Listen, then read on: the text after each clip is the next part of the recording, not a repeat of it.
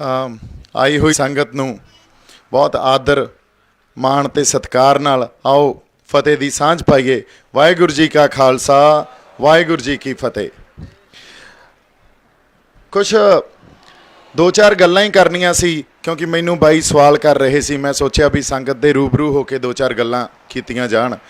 एक तो कल विधान सभा च सरकार ने जिहड़ी नवीं गल आपां ओह करदे आं, सरकार ने नवे बिल पास किए या मते पगाए आपां पंजाबी च कह लईए तो वह राजपाल नूं देते ते कांग्रेस के विधायक आके वो विक्टरी साइन दिखा रहे आ या पटाके चला रहे आ जिवें असी पता नहीं किड्डी क वड्डी जित ली। ते कई किसान जथेबंदियां दा हजे मैनू पूर्ण तौर पर तो पता नहीं, पर कईयां ने उन्होंने वधाइयां भी दित्तियां भी असीं आ देखो बहुत वड्डी जित ली आ। मैं दो क गल्लां यही कहना चाहना भी साडे नाल आई हुंदा आ ते उही फेर चल रहा। वो किवें चल रहा इस गल नूं समझिए। ਜਿਹੜੇ बिल हजे तक मैं पूर्ण तौर पर पढ़े नहीं, वो पढ़ूंगा अज, पर ਜਿਹੜੇ बिल उन्होंने पेश किए ਉਹਦੇ ਚ दो तीन गल्लां भी। एक तो जे MSP तो घट खरीद होगी तो उन्होंने 3 साल की सज़ा दी जाऊगी। हुण MSP देनी है सेंटर ने, पंजाब सरकार कोले तो MSP देने वास्ते या फसलां खरीदण वास्ते कोई फंड ही नहीं हुंदा, कदे कोई प्रोविजन ही नहीं हुंदी इस गल दी। MSP देनी है सेंटर ने, कानून साडे ते सेंटर थोप रहा।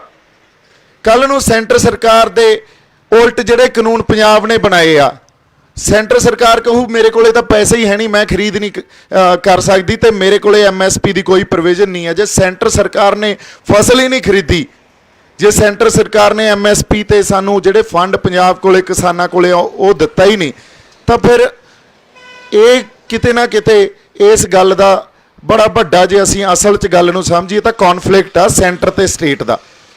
कॉन्फ्लिक्ट आ मतलब आपस च किते ना किते तालमेल नहीं है। जे तालमेल नहीं आ तो सेंटर सरकार ने इन्हां कानूनां दे विरुद्ध सुप्रीम कोर्ट च भी जाना।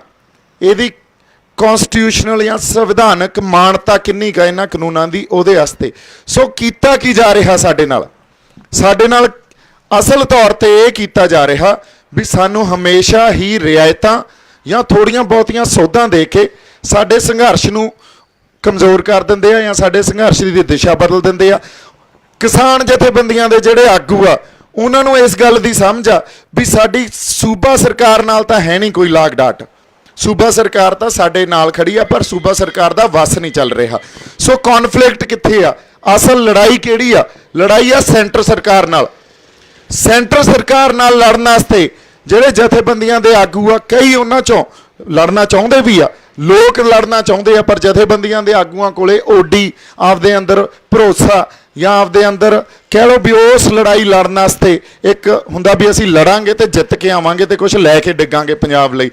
क्यों लैके? क्योंकि असीं जिथे आके खड़ गए आ, पंजाब जिथे आके खड़ गए आ, इस देश का कोई भी सूबा जिथे आके खड़ गया, इत्थे सूबे सरकार कोले आपदे कानून बनाउण दा, आपदियां पॉलिसी घड़न दा या किसानी दे रिलेटेड फसलों के मुल तय करन दा कोई हक ही नहीं है। सारा हक ही केंद्र कोले आ।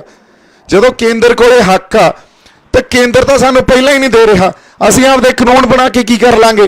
फिर सानू जो लड़ना चाहिदा वो लड़ना चाहिदा खुद मुख्तियारी लई। साडे फैसले असीं आप कर सकीए। खुद मुख्तियारी का मतलब ही यह है भी जे साडी किसानी दे फैसले आ तो पंजाब दे किसान या घट्टो घट्ट पंजाब सरकार तो कर सके ना, सेंटर किवें कर सकती है? सो लड़ाई इत्थे आ, जड़ उत्थे पई आ। जदों तक असीं उस खुद मुख्तियारी की गल नहीं करांगे भी साडी फसलों के रेट असीं तय करिए तो पंजाब सरकार सानू कोई स्पैशल फंड क्रिएट करके या पंजाब सरकार आपदियां कोऑपरेटिव मॉडल या क्रिएट करके या उन्होंने बना के साड़ी हेल्प नहीं करती, असीं बच नहीं सकते। पंजाब सरकार नूं या तो उस MSP की प्रोविजन लई फंड क्रिएट करना चाहिए। फंड इन्हां कोले है नहीं, फंड ये लैंदे आ सेंटर तो। तुसीं ये देख लो आ पिछे जे GST का रौला पिया सी, 800 करोड़ मंगी जांदे सी, उन्होंने नहीं दिता। अगले तो तुहाडे हत्थ अड़ाउंदे आ। हुण कैप्टन सरकार या कैप्टन साहब कहण भी मैं अस्तीफा जेब च लई फिरदा, उन्होंने कोई फर्क ही नहीं पैंदा। ਸੋ ਲੜਾਈ ਤਾਂ ਦਿੱਲੀ ਨਾਲ ਲੜ ਰਹੇ ਹਾਂ ਅਸੀਂ, ਕਿੱਦਾਂ ਦੀ ਕਹਿ ਰਹੇ ਹਾਂ ਇਹ ਗੱਲ, ਲੜਾਈ ਦਿੱਲੀ ਨਾਲ ਆ। ਦਿੱਲੀ ਸਾਡੀ ਕਦੇ ਸਕੀ ਨਹੀਂ ਹੋ ਸਕਦੀ। ਸਾਨੂੰ ਮੰਗਾਂ ਤੇ ਹੀ ਰੱਖਿਆ ਉਹਨਾਂ ਨੇ, ਮੰਗਾਂ ਤੋਂ ਜੇ ਮੰਗਾਂ ਦੇਤੀਆਂ ਉਹਨਾਂ ਨੂੰ ਪਤਾ ਕੱਲ ਨੂੰ ਇਹ ਹੱਕਾਂ ਦੀ ਗੱਲ ਕਰਨਗੇ, ਸਾਨੂੰ ਹੱਕਾਂ ਤੇ ਜਾਣ ਹੀ ਨਹੀਂ ਦਿੱਤਾ। ਅਗਲੀ ਗੱਲ ਜਿਹੜੀ ਸਾਡੀ ਸਮਝਣ ਵਾਲੀ ਆ, ਹੁਣ ਬਿੱਲਾਂ 'ਚ ਜਿਹੜੀ ਪ੍ਰੋਵੀਜ਼ਨ ਹੋਣੀ ਚਾਹੀਦੀ ਸੀ, ਜਿਹੜਾ ਮੰਡੀ ਬੋਰਡ ਕੋਲੇ ਪੈਸਾ ਆਉਂਦਾ ਸੀ, ਕੋਈ 2-4 ਹਜ਼ਾਰ ਕਰੋੜ ਪੈਸਾ ਆਉਂਦਾ ਸੀ, ਉਹ ਸਾਡੇ ਪਿੰਡਾਂ ਦੀਆਂ ਸੜਕਾਂ ਤੇ ਗਲੀਆਂ ਤੇ ਨਾਲੀਆਂ ਤੇ ਲੱਗਦਾ ਸੀ, ਉਹ ਕਿੱਥੋਂ ਆਊਗਾ? ਇਹਨਾਂ ਬਿੱਲਾਂ 'ਚ ਉਹਦੀ ਕੋਈ ਪ੍ਰੋਵੀਜ਼ਨ ਨਹੀਂ। ਜਦੋਂ ਮੰਡੀਕਰਨ ਨਹੀਂ ਰਿਹਾ ਉਹ ਪੈਸਾ ਕਿੱਥੋਂ ਆਊਗਾ? ਪੈਸਾ ਉਹ ਸਾਡੀਆਂ ਜੇਬਾਂ 'ਚੋਂ ਹੀ ਜਾਣਾ। ਸਾਡੇ ਜਿਹੜੇ ਟੈਕਸ ਲੱਗ ਰਹੇ ਅੱਜ ਕੱਲ, ਉਹਨਾਂ ਟੈਕਸਾਂ 'ਚ ਵਾਧਾ ਹੋਣਾ ਜਾਂ ਕੋਈ ਮਲਟੀਪਲ ਟੈਕਸੇਸ਼ਨ ਰਜੀਮ ਇਹਨੂੰ ਕਹਿੰਦੇ ਆ, ਵੀ ਵੱਖਰੇ ਵੱਖਰੇ ਟੈਕਸ ਲਾ ਦਿੱਤੇ ਜਾਣ ਤੇ ਉਹ ਸਾਡੀਆਂ ਜੇਬਾਂ 'ਚੋਂ ਹੀ ਜਾਣਾ। ਸੋ ਘੁਮਾ ਫਰਾ ਕੇ ਇਹਨਾਂ ਨੇ ਉਹ ਚਾਕੂ ਖਰਬੂਜੇ ਤੇ ਡਿੱਗੇ, ਜਾਂ ਖਰਬੂਜਾ ਚਾਕੂ ਤੇ ਕੱਟਣਾ ਖਰਬੂਜੇ ਨਹੀਂ ਆ, ਕੱਟਣਾ ਅਸੀਂ ਆ। ਜਦੋਂ ਤੱਕ ਅਸੀਂ ਆਪਦੀ ਖੁਦਮੁਖਤਿਆਰੀ ਲਈ ਨਹੀਂ ਲੜਦੇ, ਜਦੋਂ ਤੱਕ ਹੁਣ ਅੰਗਰੇਜ਼ੀ 'ਚ ਇਹਨੂੰ ਕਹਿੰਦੇ ਆ ਸੈਂਟਰ ਸਟੇਟ ਰਿਲੇਸ਼ਨਸ਼ਿਪ, ਜਦੋਂ ਤੱਕ ਸੈਂਟਰ ਸਟੇਟ ਰਿਲੇਸ਼ਨਸ਼ਿਪ ਨੂੰ ਰੀਡਿਫਾਈਨ ਨਹੀਂ ਕਰਦੇ, ਜੇ ਉਦੋਂ ਤੱਕ ਅਸੀਂ ਕਹੀਏ ਕਿਸਾਨੀ ਦਾ ਭਲਾ ਹੋ ਜੂ, ਜਾਂ ਸਾਡੇ ਆਹ ਪੁਲਿਸ ਵਾਲੇ ਬਾਈ ਬੈਠੇ ਆ ਇੱਥੇ ਇਹਨਾਂ ਦਾ ਭਲਾ ਹੋ ਜੂ, ਜਾਂ ਅਸੀਂ ਕਹੀਏ ਵੀ ਸਾਡੀ ਸਿੱਖਿਆ ਦਾ ਭਲਾ ਹੋ ਜੂ, ਅਸੀਂ ਜੋ ਸਕੂਲਾਂ ਕਾਲਜਾਂ 'ਚ ਪੜ੍ਹਾਉਣੇ ਆ, ਜਾਂ ਪੰਜਾਬ ਕੋਈ ਆਪਦੀ ਪਾਲਿਸੀ ਘੜ ਲੂਗਾ, ਜਾਂ ਸਾਡੇ ਨਸ਼ਿਆਂ 'ਚ ਕੁਛ ਸੋਧ ਹੋ ਜੂਗੀ ਵੀ ਇੱਥੇ ਨਸ਼ੇ ਖਤਮ ਹੋ ਜਾਣਗੇ, ਜਾਂ ਪ੍ਰਵਾਸ ਰੁਕ ਜੂਗਾ, ਜਾਂ ਹੋਰ ਬੇਰੁਜ਼ਗਾਰੀ ਖਤਮ ਹੋ ਜੂਗੀ, ਇਹ ਹੋ ਹੀ ਨਹੀਂ ਸਕਦਾ। ਸੋ ਐਡਾ ਵੱਡਾ ਅੰਦੋਲਨ, ਲੋਕ ਨਾਲ ਖੜੇ ਆ, ਤੁਸੀਂ ਪੰਜਾਬ ਦੀ ਹੱਦ ਤੇ ਆ ਕੇ ਬੈਠੇ ਹੋ ਜਿੱਥੇ ਸਾਡੇ ਹੱਕ, ਜਿਹੜੇ ਫੰਡਾਮੈਂਟਲ ਰਾਈਟਸ ਆ, ਜਿਹੜੇ ਮੂਲ ਅਧਿਕਾਰ ਆ ਸਾਡੇ, ਉਹ ਮੁੱਕ ਜਾਂਦੇ ਆ, ਇੱਥੇ ਆ ਕੇ ਮੁੱਕ ਜਾਂਦੇ ਆ। ਇਦੋਂ ਬਾਅਦ ਲੋ ਹਰਿਆਣੇ ਵਾਲੇ ਸਾਨੂੰ 2 ਮੈਨੂੰ ਲੱਗਦਾ ਕਿਲੋਮੀਟਰ ਨਹੀਂ ਟੱਪਣ ਦਿੰਦੇ। ਸੋ ਇੱਥੇ ਆ ਕੇ ਜੇ ਤੁਸੀਂ ਬੈਠੇ ਹੋ, ਮਤਲਬ ਕੋਈ ਜਜ਼ਬਾ ਹੀ ਲੈ ਕੇ ਆਏ ਹੋ ਨਾ। ਬਾਕੀ ਧਰਨਿਆਂ 'ਚ, ਮੋਰਚਿਆਂ 'ਚ, ਜਿੱਥੇ ਜਿੱਥੇ ਟੋਲ ਪਲਾਜ਼ਿਆਂ ਤੇ, ਜਿੱਥੇ ਜਿੱਥੇ ਪੈਟਰੋਲ ਪੰਪਾਂ ਦਾ ਘਰਾ ਕੀਤਾ ਹੋਇਆ, ਉਹਨਾਂ 'ਚ ਵੀ ਉਹ ਜਜ਼ਬਾ ਹੀ ਆ। ਸੋ ਚਾਹੀਦਾ ਕੀ ਆ? ਚਾਹੀਦਾ ਇਹ ਆ ਵੀ ਆਗੂ ਜਿਹੜੇ ਕਿਸਾਨ ਜਥੇਬੰਦੀਆਂ ਦੇ ਆ, ਜਾਂ ਅਸੀਂ ਸਾਰੇ ਮਿਲ ਕੇ ਅਸੀਂ ਦਿੱਲੀ ਸਰਕਾਰ ਨਾਲ ਲੜੀਏ ਤੇ ਪੰਜਾਬ ਸਰਕਾਰ ਸਾਡੀ ਇਸ 'ਚ ਫੁੱਲ ਹਮਾਇਤ ਦੇਵੇ ਵੀ ਅਸੀਂ ਲੜਨਾ ਤੇ ਆਪਦੇ ਹੱਕ ਲੈਣੇ ਆ। ਜੇ ਪੰਜਾਬ ਸਰਕਾਰ ਨਾਲ ਖੜੀ ਹੋ ਜਾਂਦੀ ਆ ਅੱਜ, ਤਾਂ ਪੰਜਾਬ ਦਾ ਹਰ ਬਾਸ਼ਿੰਦਾ, ਹਜੇ ਸ਼ਹਿਰੀ ਵਰਗ ਉਸ ਤਰ੍ਹਾਂ ਨਹੀਂ ਉੱਠਿਆ ਸਾਡੇ ਨਾਲ, ਸਾਨੂੰ ਪਤਾ ਇਹ ਪਿੰਡਾਂ 'ਚ ਜ਼ਿਆਦਾ ਹੁੰਗਾਰਾ ਮਿਲ ਰਿਹਾ ਹੈ ਇਸ ਸਟਰਗਲ ਨੂੰ, ਸ਼ਹਿਰਾਂ 'ਚ ਓਡਾ ਜ਼ਿਆਦਾ ਹੁੰਗਾਰਾ ਨਹੀਂ ਮਿਲ ਰਿਹਾ। ਜਦੋਂ ਤੱਕ ਸਰਕਾਰ ਪੰਜਾਬ ਦੇ ਰਹਿੰਦੇ ਸ਼ਹਿਰੀਆਂ ਨੂੰ ਇਹ ਗੱਲ ਨਹੀਂ ਕਹਿੰਦੀ ਵੀ ਸਾਡੇ ਨਾਲ ਤੁਰੋ, ਅਸੀਂ ਖੁਦਮੁਖਤਿਆਰੀ ਕੁਛ ਹੱਦ ਤੱਕ ਹੀ ਲੈ ਲਈਏ। ਮੈਂ ਨਹੀਂ ਕਹਿੰਦਾ ਜਮਾਂ ਹੀ ਖੁਦਮੁਖਤਿਆਰੀ ਹਰ ਖਿੱਤੇ 'ਚ ਸਾਡੇ ਕੋਲੇ ਖੁਦਮੁਖਤਿਆਰੀ ਹੋਵੇ, ਚਲੋ ਉਹ ਇੱਕ ਲੰਬੀ ਸਟਰਗਲ ਆ। ਦੇਖੋ ਇੱਕ ਗੱਲ ਹੋਰ ਸਮਝਣ ਦੀ ਜ਼ਰੂਰਤ ਆ, ਜਿਹੜੀ ਲੜਾਈ ਆਪਾਂ ਲੜ ਰਹੇ ਹਾਂ ਇਹ ਪੋਲੀਟੀਕਲ ਸਟਰਗਲ ਆ, ਇਹ ਰਾਜਸੀ ਸਟਰਗਲ ਆ। ਜੇ ਇਸ ਗੱਲ ਨੂੰ, ਬੇਸਿਕ ਗੱਲ ਨੂੰ ਨਹੀਂ ਸਮਝਦੇ ਵੀ ਇਹ ਰਾਜਸੀ ਸਟਰਗਲ ਆ, ਤਾਂ ਅਸੀਂ ਫਿਰ ਲੜਾਈ ਨੂੰ ਹੀ ਨਹੀਂ ਸਮਝ ਪਾ ਰਹੇ। ਜੇ ਅਸੀਂ ਇਹ ਸਮਝਦੇ ਹਾਂ ਵੀ ਇਹ ਕਿਸਾਨੀ ਦਾ ਮਸਲਾ ਜਾਂ MSP ਤੱਕ ਹੀ ਅਸੀਂ ਲਿਮਿਟਡ ਆ, MSP ਤਾਂ ਸਾਡੇ ਕੋਲੇ ਪਹਿਲਾਂ ਵੀ ਹੁੰਦੀ ਸੀ, ਪਰ ਖੁਦਕੁਸ਼ੀਆਂ ਉਸੇ MSP ਨਹੀਂ ਦਿੱਤੀਆਂ ਨਾ, ਕਰਜ਼ੇ ਉਸ MSP ਨਹੀਂ ਦਿੱਤੇ ਆ ਨਾ। ਸਾਡਾ ਕਿਸਾਨਾਂ ਦਾ ਜੋ ਅੱਜ ਹਾਲ ਆ, ਪਿੰਡਾਂ 'ਚ ਜਾ ਕੇ ਦੇਖ ਲਈਏ, ਉਸੇ MSP ਨਹੀਂ ਸਾਨੂੰ ਦਿੱਤਾ। ਸੋ 73 ਸਾਲਾਂ 'ਚ ਹਜੇ ਤੱਕ ਅਸੀਂ ਕੋਈ ਖੇਤੀਬਾੜੀ ਦਾ ਮਾਡਲ ਜਿਹੜਾ ਕਿਸਾਨਾਂ ਲਈ, ਮਜ਼ਦੂਰਾਂ ਲਈ ਲਾਹੇਵੰਦ ਹੋਵੇ, ਚੰਗਾ ਹੋਵੇ, ਉਹ ਹਜੇ ਲੈ ਹੀ ਨਹੀਂ ਸਕੇ। 73 ਸਾਲ ਹੋ ਗਏ, ਇੱਕ ਪੂਰੀ ਕਿਸਾਨਾਂ ਦੀ ਪੀੜ੍ਹੀ ਖਤਮ ਹੋ ਗਈ ਲੜਦੇ ਲੜਦੇ। ਮੁੜ ਕੇ ਜਿਹੜੇ ਆਗੂ ਆ ਸਾਡੇ ਬੈਠੇ ਜਥੇਬੰਦੀਆਂ ਦੇ, ਕਿਸਾਨ ਜਥੇਬੰਦੀਆਂ ਦੇ, ਇਹ ਲੜਦੇ ਲੜਦੇ ਬਿਰਧ ਹੋ ਗਏ। ਜੇ ਹਜੇ ਵੀ ਅਸੀਂ ਮੰਗਾਂ ਤੇ ਹੀ ਲੜਦੇ ਰਹਾਂਗੇ ਤਾਂ ਅਗਲੀ ਆਉਣ ਵਾਲੀ ਪੀੜ੍ਹੀ ਨੇ ਵੀ ਬਿਰਧ ਹੋ ਜਾਣਾ ਤੇ ਅਸੀਂ ਮੰਗਾਂ ਤੇ ਹੀ ਰਹਿਣਾ ਜਾਂ ਰਿਆਇਤਾਂ ਤੇ ਹੀ ਰਹਿਣਾ।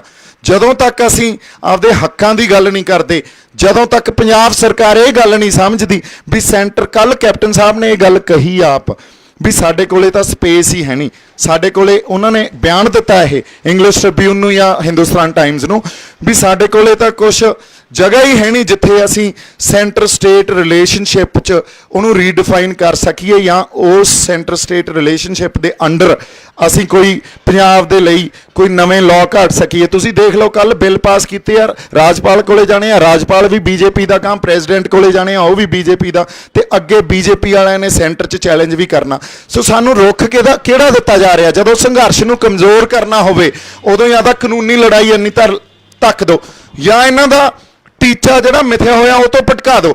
ਅਸੀਂ ਲੱਗੇ ਆ ਹੱਕਾਂ ਨੂੰ ਮੰਗਣ, ਅਸੀਂ ਆ ਬਿੱਲਾਂ ਦੀਆਂ ਸੋਧਾਂ ਤੇ ਰਹਿ ਜਾਾਂਗੇ। ਤੇ ਕਿਸਾਨ ਜਥੇਬੰਦੀਆਂ ਅੱਜ ਬੈਠੀਆਂ ਕਿਉਂਕਿ ਉਹਨਾਂ ਨੂੰ ਵੀ ਪਤਾ ਵੀ ਸੈਂਟਰ ਨਾਲ ਕਿਵੇਂ ਲੜਾਂਗੇ, ਯਾਰ ਇਹ ਤਾਂ ਲੰਬੀ ਲੜਾਈ ਆ, ਪਰ ਲੜਨਾ ਤਾਂ ਪੈਣਾ ਹੀ ਆ ਨਾ। ਜੇ ਅੱਜ ਨਾ ਲੜੇ ਤਾਂ ਕੱਲ ਲੜਨਾ ਪੈਣਾ, ਕੱਲ ਨਹੀਂ ਤਾਂ ਪਰਸੋਂ ਲੜਨਾ ਪੈਣਾ। ਜਦੋਂ ਤੱਕ ਉਸ ਗੱਲ ਤੇ ਅਸੀਂ ਨਹੀਂ ਆਉਂਦੇ, ਜਦੋਂ ਤੱਕ ਅਸੀਂ ਸੈਂਟਰ ਸਟੇਟ ਰਿਲੇਸ਼ਨਸ਼ਿਪ ਨੂੰ ਰੀਡਿਫਾਈਨ ਨਹੀਂ ਕਰਦੇ, ਉਦੋਂ ਤੱਕ ਜੇ ਅਸੀਂ ਕਹੀਏ ਸਾਡੇ ਮਸਲੇ ਹੱਲ ਹੋ ਜਾਣਗੇ ਜਾਂ ਪੰਜਾਬ ਦਾ ਭਲਾ ਹੋ ਜਾਊਗਾ, ਉਹ ਨਹੀਂ ਹੋ ਸਕਦਾ।